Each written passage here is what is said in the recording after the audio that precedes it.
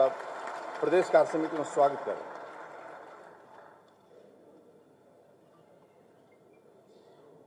राज्य के ओजस्वी तेजस्वी मुख्यमंत्री आदरणीय आदरणीय योगी आदित्यनाथ जी, हमारे राज्य के उप मुख्यमंत्री आदरणीय केशव प्रसाद मौर्य जी, आदरणीय डॉक्टर दिनेश शर्मा जी, आदरणीय सुरेश खन्ना जी, सम्मानित संगठन मंत्री सुनील बंसल जी, माननीय सत्या प्रकाश जी, हमारे सह प्रभारी माननीय संजीव चौरसिया जी, पूर्व प्रदेश अध्यक्ष डॉक्टर रमापति राम त्रिपाठी जी, परम आदरणीय विनय कटियार जी, आदरणीय सूर्य प्रताप शाही जी, आदरणीय डॉक्टर महेंद्र पांडे जी, हमारे सह संगठन मंत्री भवानी सिंह जी, करमवीर जी, बहन साध्वी निरंजन जी, अपने राजकुमार चाहर जी, आदरणीय विनोद सोनकर जी, हमारे प्रदेश राष्ट्रीय उपाध्यक्ष रेखा वर्मा जी, मंच पर विराजमान सभी लोगों का मैं हृदय से स्वागत करता हूं।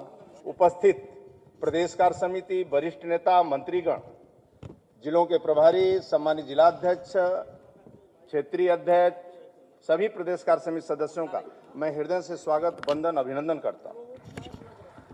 यह हम सभी के लिए सौभाग्य का विषय है कि उत्तर प्रदेश के कार्य समिति बैठक में हम सभी का मार्गदर्शन करने एक ऐसा नेता पधारे हैं जिन्होंने अपने कार्यों से देश में कई कीर्तिमान स्थापित किए हैं। एक साधारण किसान परिवार में जन्मे आदरणीय राजनाथ सिंह जी अपना राजनीतिक जीवन एक सामान्य कार्यकर्ता के रूप में शुरू कर प्रदेश व केंद्र सरकार के में विभिन्न महत्वपूर्ण दायित्वों का निर्वहन करते हुए तथा उत्तर प्रदेश के यशस्वी मुख्यमंत्री एवं दो बार पार्टी के राष्ट्रीय अध्यक्ष के रूप में कई अभूतपूर्व कार्य किए हैं। आप वर्तमान में बतौर केंद्रीय रक्षा मंत्री भारत के सैन्य शक्ति को मजबूत करने के लिए विदेशी धरती पर अपने राइफल विमान की पूजा कर पूरे विश्व को यह संदेश दिया है, देश शस्त्र और शास्त्र दोनों से ही शक्तिशाली है। ऐसे आदरणीय राजनाथ सिंह का हम स्वागत करते हैं। मित्रों, ब्रह्मर्षि वशिष्ठ की पुत्री गोमती के तट पर बसे लक्ष्मणपुरी में आप सभी का स्वागत, अभिनंदन, वंदन करता हूं। लखनऊ वर्तमान उत्तर प्रदेश की राजधानी है। प्राचीन भारत में यह कौशल राज्य की बहु सांस्कृतिक राजधानी के रूप में मानी जाती थी। भगवान श्री राम के अनुज शेषनाग के अवतार लक्ष्मण जी ने इस नगर को बसाया था। मध्यकाल में इस शहर में सभ्य, शिष्टाचार, सुंदर उद्यान, कविता, संगीत और राजसी भोजन के साथ दक्षिण एशियाई संस्कृत के इतिहास से अपनी पहचान बनाई।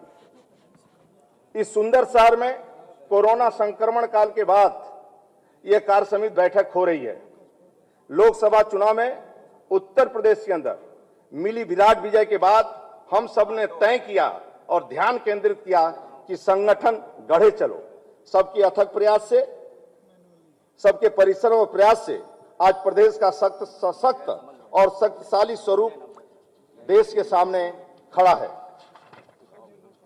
जनमानस में विश्वास के प्रबल संबल और उत्तर प्रदेश में सबसे बड़े राज्य में भाजपा का विजय रथ वेगवती धारा की भांति निरंतर प्रगति पर है। संगठन में समाज के सभी वर्गों का प्रतिनिधित्व है। कार्यकर्ताओं के अनुभव और उत्साह में सामंजस्य है। जनसंघ के बाद अपने रूप में भाजपा पंडित दीनदयाल उपाध्याय जी द्वारा प्रतिपादित एकात्म मानववाद को अपने वैचारिक दर्शन में अपनाया है। पार्टी ने अंत्योदय, सुशासन, सांस्कृतिक, राष्ट्रवाद, विकास और सुरक्षा पर विशेष बल दिया है। पार्टी पंचनिष्ठा के प्रमुख सिद्धांतों को लेकर अपने समर्पित कार्यकर्ताओं के साथ आगे बढ़ रही है। इन्हीं मूल्यों को लेकर लोकसभा में 2 सदस्य वाली पार्टी श्रद्धेय अटल जी के नेतृत्व में देश का नेतृत्व किया। मित्रों, कल्पना करिए, जो नेता डॉक्टर श्यामा प्रसाद मुखर्जी के साथ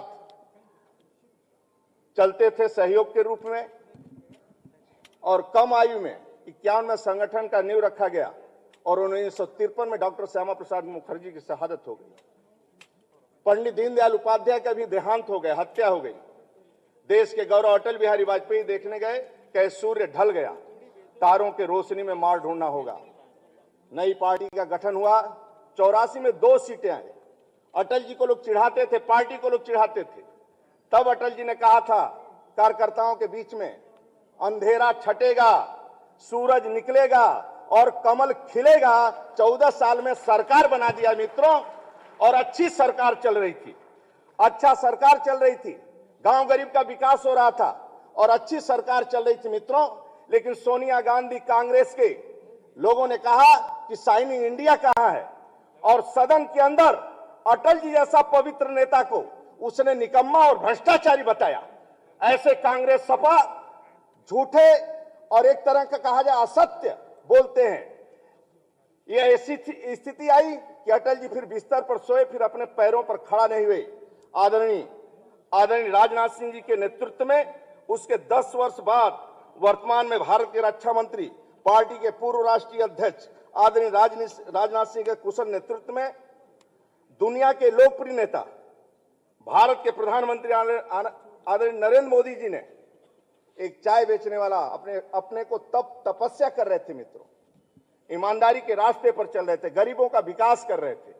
आदरणीय राजनाथ सिंह के नेतृत्व में उसमें प्रधानमंत्री के रूप में घोषणा हुई और आदरणीय नरेंद्र मोदी जी ने कहा, माना कि अंधेरा घना है, माना कि अंधेरा घना है, पर दिया जलाना कहां मना है। और देश के कार्यकर्ताओं ने मिलकर, जनता ने आदरणीय नरेंद्र मोदी जी को देश का प्रधानमंत्री 2014 में बनाए मित्रों। सबका साथ सबका विकास के सिद्धांत पर सुशासन और विकास, राष्ट्रीय एकता अखंडता के लिए कृत संकल्पित भाजपा का वर्तमान गृह मंत्री एवं पार्टी के पूर्व राष्ट्रीय अमित शाह जी के नेतृत्व में 2017-19 के दौरान भाजपा का विश्व का सबसे बड़ा राजनीतिक दल होने में सबसे अधिक सदस्यों वाला दल बनने का गौरव मिला। 2019 के लोकसभा चुनाव में देश ने पूर्ण बहुमत के साथ पुनः माननीय नरेंद्र मोदी के नेतृत्व की बागडोर सौंपी। इसमें उत्तर प्रदेश ने अपनी भूमिका का निर्वहन किया।